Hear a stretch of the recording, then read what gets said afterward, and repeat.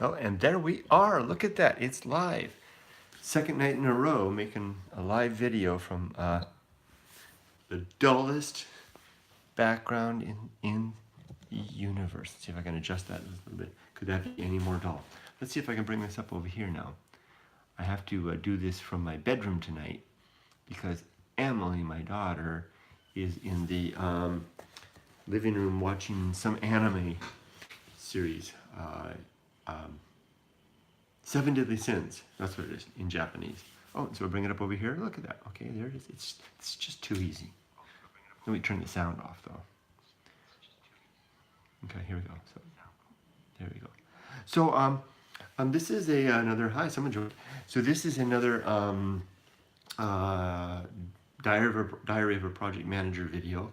Don't know how long these are going to last. I'd like to keep it up for a while. It'd be interesting to see if I could do that, if interest is there, and if my own motivation is there. Let's see, pop out the chat.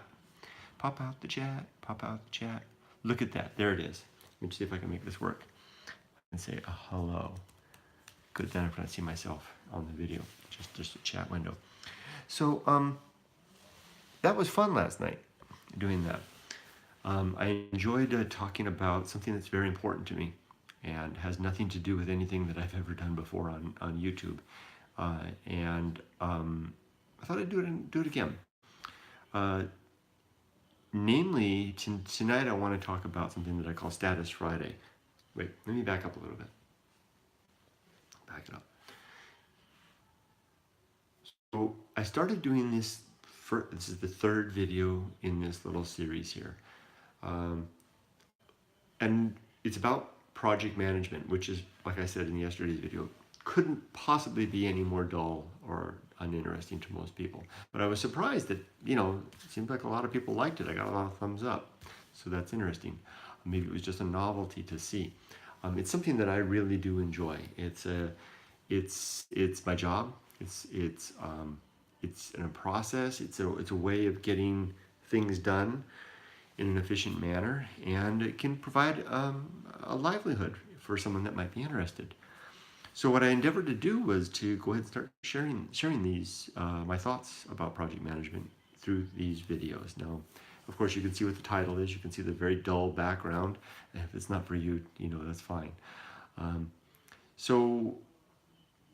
What I want to talk about today is Status Friday. So let's just jump right into it.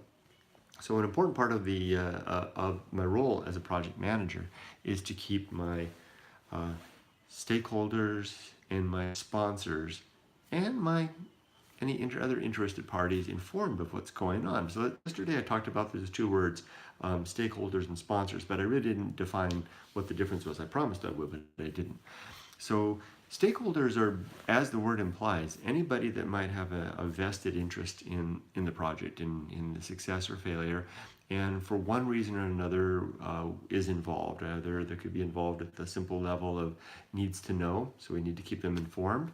They could be involved insofar as they're a subject matter expert, someone that's going to provide information for the project, or maybe they're actually a participant, a project team member that will be developing, building, training, developing communications, whatever the case may be. And as a project manager, I'll develop a chart as the project develops. Initially, I'll start off with just my sponsor, right? So I didn't really define who the sponsor is. Maybe that's the time to do that right now. So we know who the stakeholders are, right? The stakeholders are the people that have some interest in the activity that we're doing. The sponsors, on the other hand, are the people, and I like to say it in a very cut and dry manner, the people whose butts are on the line if this thing fails or succeeds.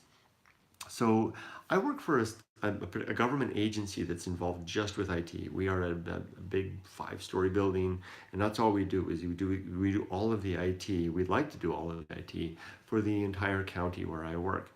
So the other agencies around the county, you could have all kinds of stuff, and I won't get into names and stuff like that, but doing various functions in the county. Our business basically is we want to serve their needs. Now they can do it themselves, right? They could have their own little IT shop if they wanted to, especially the elected officials, right? Those that are elected by the populace around them. They're not obligated to what the Board of Supervisors says.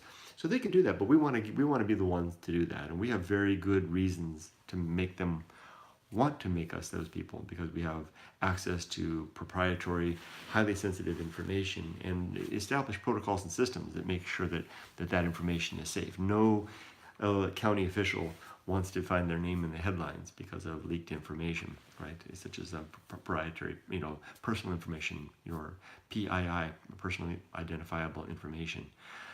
So when I first get a project, typically the reason I said that, we have the agency that I work at, which is all IT, and then all the other agencies. Typically when a project comes my way, a manager in the building where I work will have received not really a project, but an inquiry of interest, some problem that one of the other satellite agencies around the county is having trouble with, and they'll contact us, and it's clearly an IT related one, that's why they've contacted us. And sometimes that request will be a very formal and official one. Some of the agencies have a particular protocol that they use, a particular type of document, and they'll fill that out and provide that to us. Others don't have that. I've had it come as simple as this simple sticky note, right? It says, someone's name and a phone number, and the phone number's wrong. And you got to track that person down, and that's your starting point. That person has a problem that some manager in the organization is deemed worthy enough to take a look at. Now, this is long before something becomes a project. This is when I'm wearing, as I said yesterday, my analyst hat, right? I have an analyst hat and I have a project manager hat. I'm wearing my analyst hat. So I'll ring that person up and go out and find them. And typically that's a person, mid-level manager, supervisor. Very rarely it's an executive. Typically it's a mid-level manager that's been charged by the executive staff to solve some problem. And they're the one, like I said before, they're the one person whose butt's on the line. And if it's not that person, it's the person right above them, the executive, whose butt's on the line that charged that person to solve the problem, right? So first thing I do is I try to track down whoever that manager is. That's my key stakeholder. And then I really want to know who the sponsor is. Because once I have the sponsor, when I identify the sponsor from the customer side, then I know who's basically the person that's going to be the decision maker, where the buck stops on the customer's end, the person that really cares. Because in a lot of these projects, you deal with a lot of people that don't care. They got their own days are filled. They got all kinds of stuff that they want to do. The last thing they want is little old me showing up and bugging them about some part of their day for something new, right? So first thing I've got my stakeholder and my key stakeholder and my sponsor. And I'm getting ahead of myself a little bit, but then there's a whole process that I'll do, and it's a 10-step process. Developed it myself. It's not like I developed it, out of thin air. I learned a lot about the project management methodologies, and then I developed a process that I use within our organization that works for our type of an institution. So what I'm saying here right now about the Status Fridays, that's what I started all this off. Status Friday is the day when I want to bring my sponsors and by extension my stakeholders and team up to speed on where the project stands. Now I said sponsors, so I said plural. In my type of situation, there's always more than one sponsor. There's typically a sponsor on the customer end, and there's also a sponsor at my end, right? The manager who brought it into the organization where I work and then filtered it on down and got to my little cubie, whoever that is, that's the person on my end, again, to use that charming language, whose butt's on the line whether this thing succeeds or fails. So now, once I've identified the customer's sponsor and the internal sponsor for my organization, then I've got my two sponsors, right? So I know where the buck stops on either end. If I've got an issue, if I've got a problem, a question, I've got a team member that's not budging, something's an issue, I can go to one or the other because I have no power. I can go to one another, and they're my muscle. They're the ones standing behind me that help me, that enable me as a project manager to do my job. So Status Friday is my term for my bi-weekly status report, and it takes up half of my day typically on Fridays. Now I work a special kind of scenario. I don't work every Friday. Like I said before in yesterday's video, I work on a special 9-hour day, Monday through Thursday, which allows me to work just one Friday and then take the second Friday off. And in the county where I work, we alternate. Some of us, so it's like boys and girls, 50-50, right? So usually about on Fridays, about 50% of the staff's around. So the way that works is that on my Fridays, my working Fridays, that's my status Friday. So I get to work. It's a great day to do it. The building's half empty. I can just focus down, and I take this very, very seriously. And I go through my project list one after the other, and I have a special template that I use. And this is where I would like to modify this in such a way that I could actually show you my screen, show you the templates that I've developed. They're not proprietary to the organization where I work. I developed them. Actually, I developed them in my own free time. So they're basically mine on loan to the organization. I've developed a lot of templates, a lot of documentation in that way. And I did that deliberately so that it would be portable and so that it was something that I could carry with me elsewhere, although I have no plans to ever leave. The only chance in heck that I would ever leave this place that I'm currently in now is if they walk me to the door. This hopefully will be my last job. I don't mean that in a disingenuous manner. And it's not necessarily because the organization is just that good. It's just because I love doing what I do. I love working on projects that make the world a better place. It literally in very distinct, obvious ways. These projects are doing that. I see my battery's about to fail. Let me just plug this in real quick, just a second here. Gotta plug in. So, but these are portable, so I developed them on my own. So it would be nice to be able to show you guys. So I have a template that I use. And did you guys notice though? Oops, allow. Did you guys notice by chance that I changed the name of the title on the video? Yesterday it was Diary of a Project Manager. Oh, the diary. I hear the dog. Now it's SharePoint Project Manager, and I did that deliberately. And that's because, yeah, it's the dog. Hold on, let me let him in. Hold on, Ollie. Come on. Come on in. Come on, hop on the bed. Come here. You don't have to hide. Come on. Sit with me. We can talk together.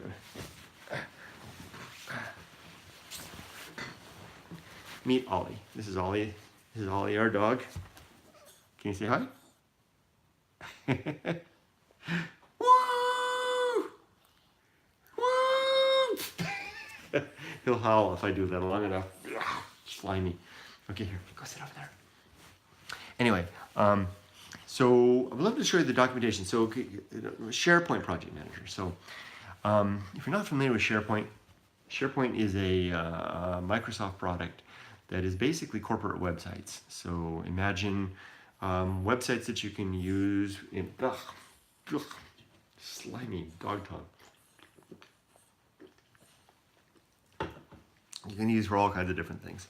It's really made for businesses. One of my very first projects that I did for this job, in fact, that was the third project that I did, was the development of SharePoint for our organization. This was a project I really struggled with. But while I was doing it, I was realizing, hey, this thing I'm making, these SharePoint websites, I could use those for projects. And I set about beginning to use SharePoint, finding a way to use it for my own projects. And really the last 4 years have been me doing that on my own. And I got it to the point where it works really well, and so much so that it began to get notice of others. And so that's a whole other story, but this methodology now is becoming, this SharePoint project management methodology that I developed is becoming the standard now for the organization that I work. And other people are using it, and it's become a little bit of a thing. So within that methodology, the idea is that when you have a project, now once those sponsors, just because the sponsor comes to the agency and says, got this problem, that doesn't mean it's going to be a project, right? There's due diligence that has to be done up at the front. That's the initiation phase of the project, where we, come here, buddy, come here. He wants to be snuggled.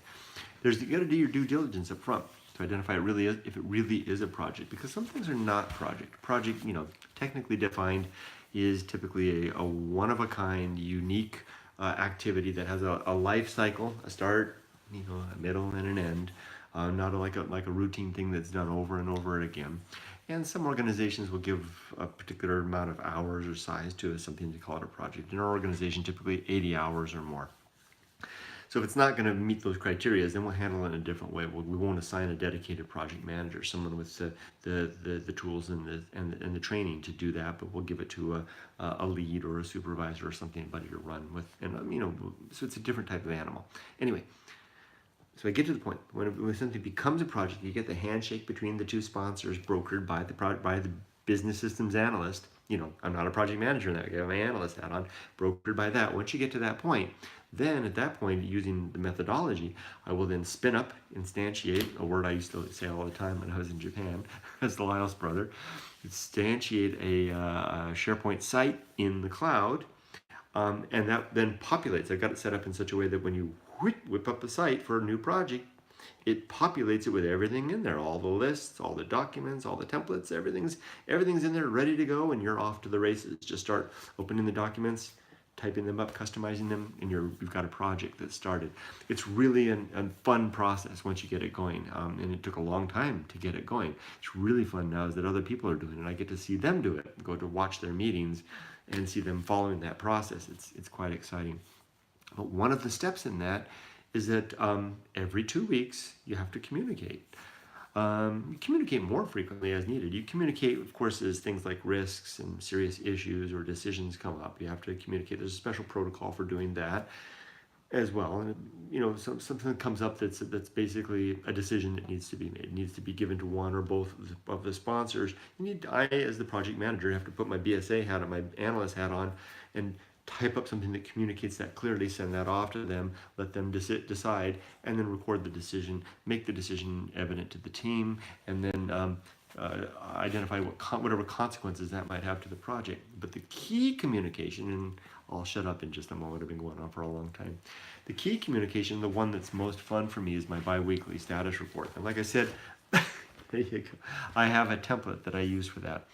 And really, for the status report, and forgive me if I sound like I'm talking in a patronizing manner, but in a way, it is, because what I'm hoping to do is enlist more of you, or anybody. I'm hoping I already got an email just after yesterday's email from someone that's expressing an interest in getting in this field. So I'm hoping to find people like that might be interested. In my own organization, we'll be having an intern starting soon to learn this, be working with me. There's room out there for people that do this, and it's a lot of fun. So if you're not familiar with this and you've hung on this long, 17 minutes in, then maybe you are interested. So forgive me if I talk in a way like I'm teaching something, which I guess I am in a way. So when you had that bi-weekly status report, you keep in mind who your audience is. My audience, in fact, is everybody, but my primary audience, the 2 portion of the email that I'm going to be sent out, is my 2 sponsors, right at the top, right? Everybody else is CC'd, so they're just listening in. And with sponsors, senior managers or executive level, you don't want to waste their time. It's obvious, right? And they won't forgive you. You do it once or twice, and they won't answer your emails anymore. They won't respond. They won't even see it. They'll see it come by, and they'll see it's going to be some long, lengthy, Tolstoy level treatise on status, and then they're not even going to look in the future. And that's a bad thing, because you don't want your sponsors disconnected from the project. You need them engaged. You need them to be there for you. You need them right behind you at all times to help you shepherd, like I say, that project through.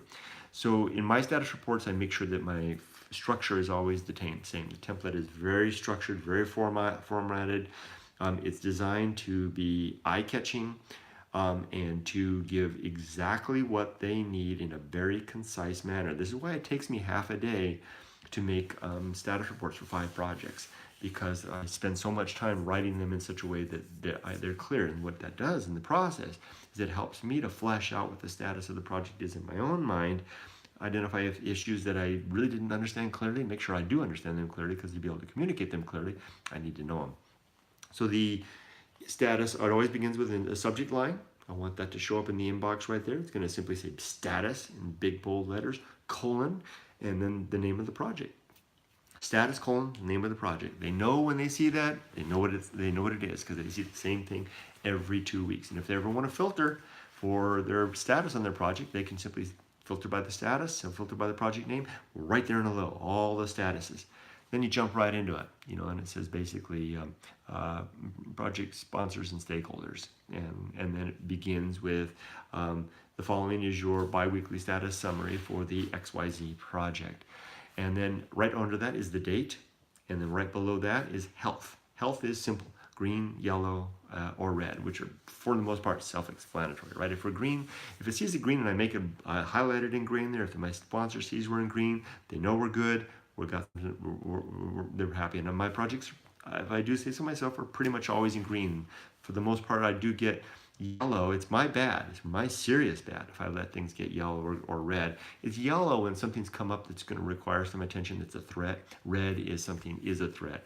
A threat means that it's a threat to either any of our promises that we've made in terms of scope, schedule, or cost. And so I try to manage those. That's really important to me to make sure I manage those so that we stay in the green. So after we see the health is green, then we jump right into it. And I work with other people on this team, and I tell the other people on the team, your status should be no more than a single paragraph, right? Even a long paragraph is too much.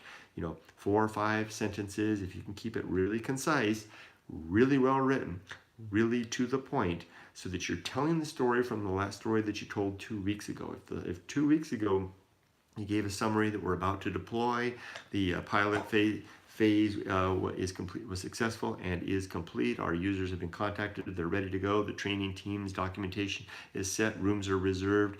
There are no outstanding issues. Then the next 2 weeks later, you want to begin, carry on with that story. Deployment has begun. Users are accepting the deployment per the process that we have developed. The training feedback is good, and we have a few issues that we are remediating. No serious ones, something like that. So almost if they can remember, because it's going to jog their memory when they see it, and then they want to remember. They want to carry on from the story that we told 2 weeks ago. And just below that, there's going to be a table with 2 sections. The 2 sections include, it's basically a table that says milestones. And you just want to list the milestones that we've completed since the last 2 weeks. Give a date, then the title of the milestone, and a description of the milestone. And then also just below that, the upcoming milestones. Now, I tend to mix that up a little bit. I'm a little freewheeling with that. I'll list milestones, decisions, changes, and major issues. And I preface each of those with a label: decision, milestone, issue, change, whatever the case may be. My sponsors, my stakeholders, they're really familiar with that now. They know, and I'm very consistent in making sure that I give really well-crafted titles to things so that they don't have to wonder what the heck that is, right? So if we're going to upgrade to we're going to have a refresh of a particular type of a hardware, maybe the Dell 7190 refresh. So I will basically call it, don't just say hardware refresh. They're not going to know what it is. Say, what hardware were you talking about? Is it the workstations, the laptops? What is it? Tablets? No, this is the Dell 7190 refresh. They're going to know what that is because that's coming up on the meeting, and when we see it, we know what it is. So then give the status. And off we go. And then after that, just a hyperlink at the bottom to the team site. You can click on that. They can click on that, and off they go. Things are going well when you don't get a lot of feedback. Although I tend to get really perfunctory, if that's the right ad, just feedback from my sponsors when I send those status out, which is just a simple email, comes back within an hour. Thanks. Thank you, Kurt. Whatever the case may be, that's all I expect, because these people are busy people. These are executives. I don't want to be wasting their time. The fact that I got an acknowledgement that they read it means a lot. Periodically, they'll pick something out and they'll ask a question about it, and that tells me they're reading. The very fact that when I go and meet them in person, that they're able to speak in an informed manner about whatever it is that was in the status reports, that also tells me that they're reading the status reports. So like I said, so then the status report is addressed to the sponsors, typically executive level people, and it's in that very formal, that very tight business language.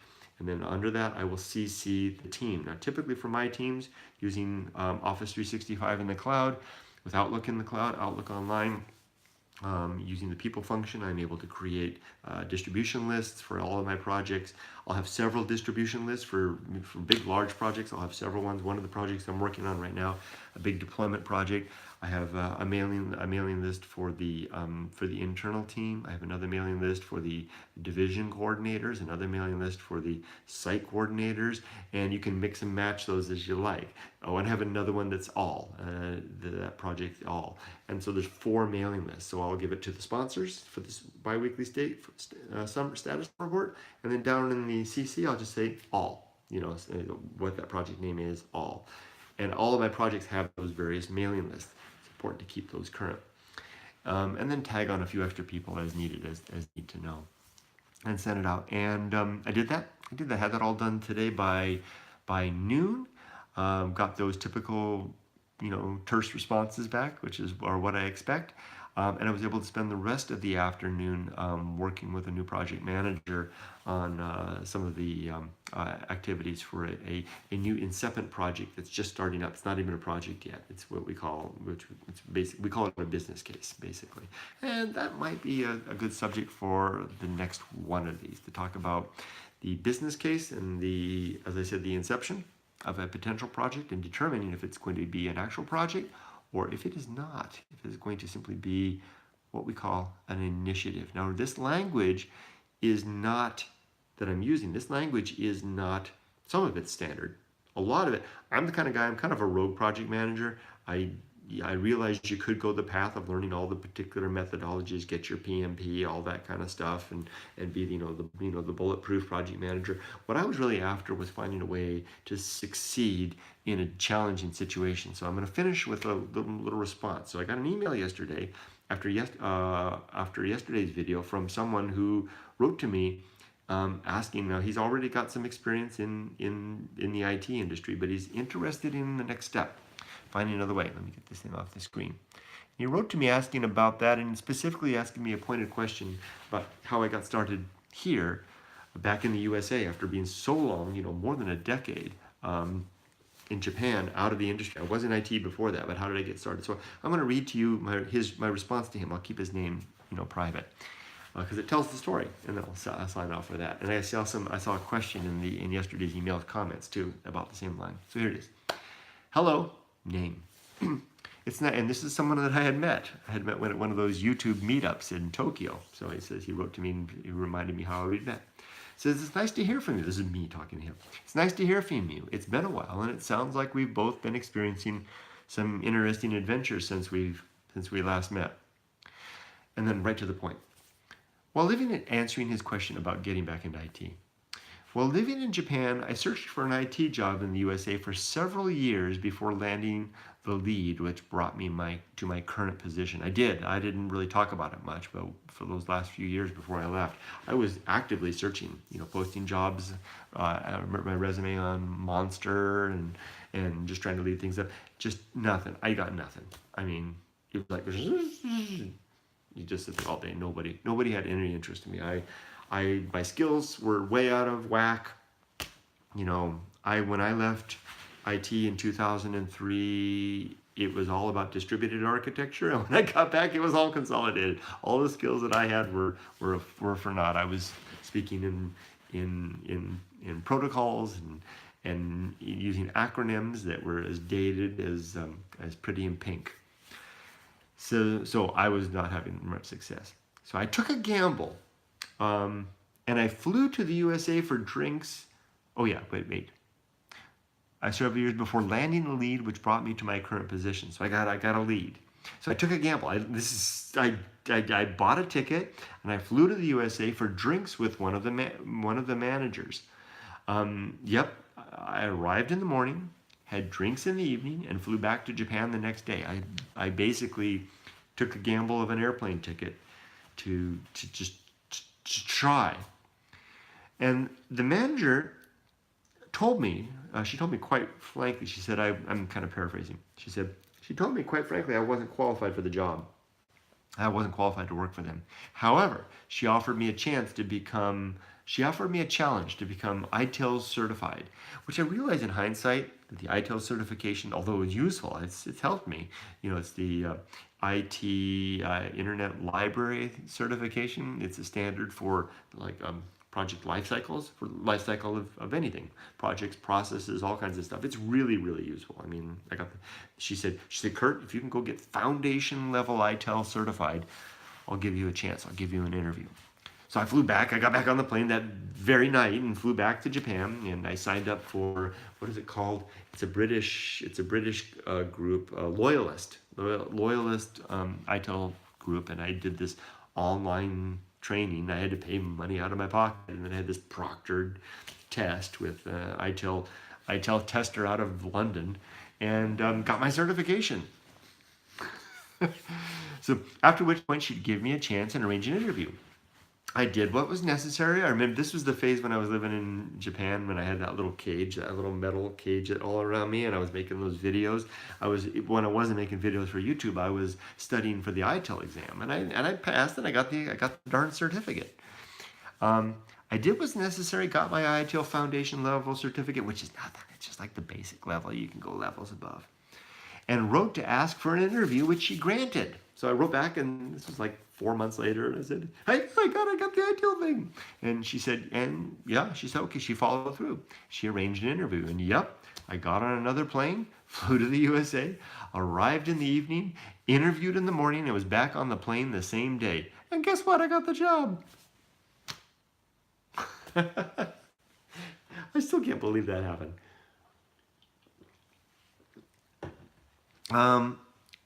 Part of my getting the job may have been an act of mercy on the part of the manager after all I'd gone through.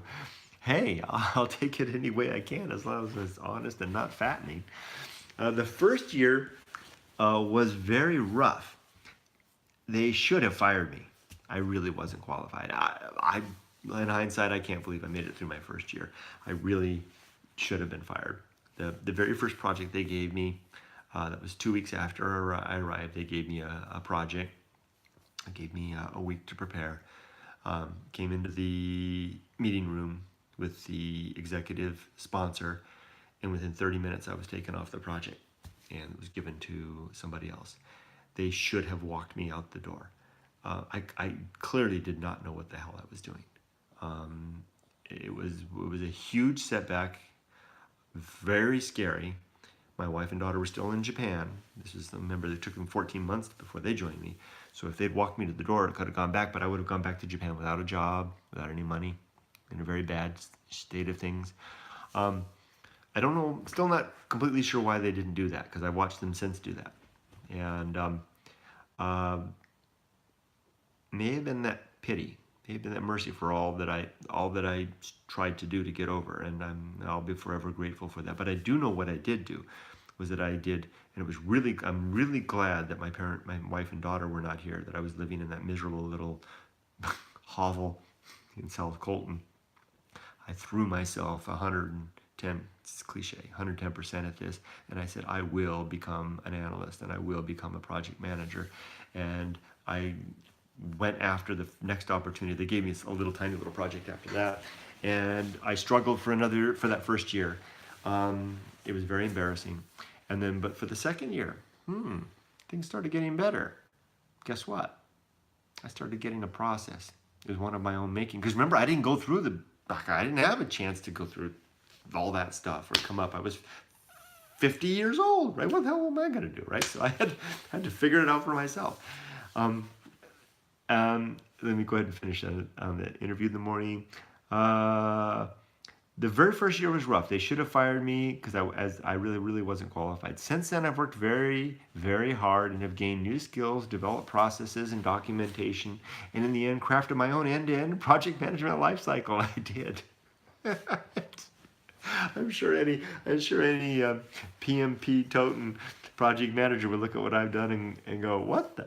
It's like making a jalopy in the garage out of junkyard parts. But it works. That's the thing. The process that I made, the 10-step 4-document process, works. I mean, time after time, I'm now able to deliver projects of all sizes, on time, to specification, and within cost. And my sponsors are happy. And I'm not just saying that to pat myself on the back. It's just an amazing thing.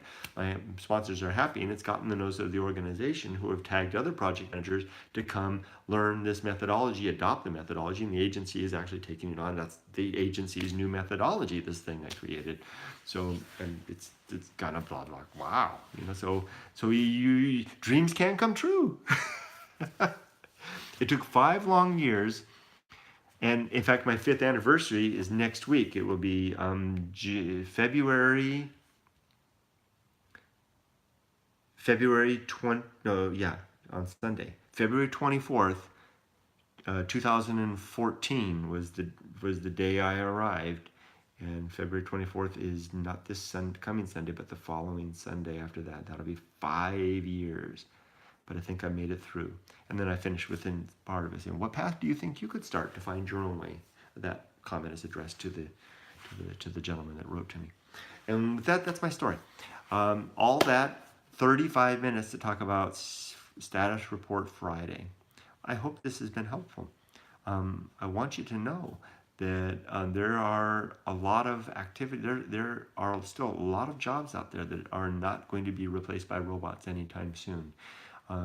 Very distinct and key among those is the role that human beings play in the identification of problems, and the human beings that are involved in that problems, and the formulation of solutions, and then a pathway to bring that solution from inception to successful conclusion, and then address all of the issues, decisions, changes, and the like that occur along the way. It's going to be a long time before a computer's going to be able to do that. And if you're the type of person that thinks it might be for you, then I would highly recommend that you consider becoming a business analyst, a business systems analyst, or an IT business systems analyst. Maybe I could talk about the distinction between those 3 types of jobs, or even better, project manager. Project managers, there's a lot of them out there, and it requires a very unique skill set. You got to be able to do a lot of this talking. You got to be a diplomat. You got to be a lot of different things, and it's a very rewarding field. So, with that, I think I'm going to go ahead and end. I don't think I've missed any comments. Oh, I did. There's comments. Dogo. David says. Brittany says hello. Hello, Brittany. JK says hello. Hey, hi, JK. And Daniel says, where's Ellie? Ellie. That would be, if he was a girl, maybe Ellie. And Andrew says, hi, Kurt. Just me, Andrew from New Zealand. You have a hard job. I'm happy your latest project has gone well. I do have a hard job, but you know what? I don't feel like it's work. I really, and I'm sorry if I go on and on, I really enjoy what I do. I look forward to work. The end of the day comes too soon, and it's a lot of fun. And David says, interesting stuff. Still problem solving. Very good. Well, everybody, I'm going to stop for now, go make my dinner. I've got work tomorrow. I got a second job. I drive driving instruction on the weekends. So, and I enjoy that job too. It just sounds like I'm just enjoying all my jobs. It hasn't always been that way. Most of the time, I've kicked myself in the head with a lot of the jobs I've had. Okay, thanks for joining me, everybody. Hopefully more of these will be coming soon if you're interested.